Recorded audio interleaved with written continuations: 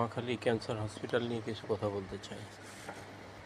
যে একটা রোগী যখন হসপিটালে যায়, তারা কত কষ্ট করে টাকা জোগাড় করে নিয়ে সেই রোগীর ট্রিটমেন্ট করতে যায়। সেখান থেকে যদি কোনো পকেটমার টাকাটা নিয়ে যায়, তাহলে সেই রোগীর কী পরিস্থিতি হয় আপনারা একবার ভেবে দেখেছেন? এই পকেটমার ভাই যারা আছেন, আমি তাদেরকে বলি, এবং এই হসপিটাল কর্তৃপক্ষর উদ্দেশ্যে আমি দুটা কথা বলি। আপনাদের হসপিটালে তো সিসি ক্যামেরা আছে, তাহলে আপনারা এগুলো নিয়ন্ত্রণ করছেন না কেন? আপনাদের হসপিটালে তো সিকিউরিটি আছে, তাহলে এগুলো আপনারা কেন নিয়ন্ত্রণ করছেন না?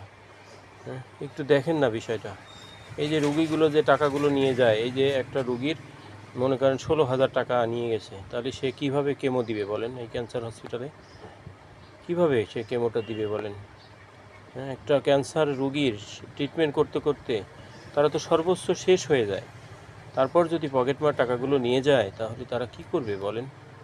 আমি এই হসপিটাল কর্তৃপক্ষর, ঢাকা মহাখালী হসপিটাল কর্তৃপক্ষের উদ্দেশ্যে বলছি, আপনারা বিষয়গুলো একটু দেখেন এবং তদন্ত করেন এবং এই জিনিসগুলো আপনারা প্রতিরোধ করেন। আলহামদুলিল্লাহ, ভালো থাকবেন।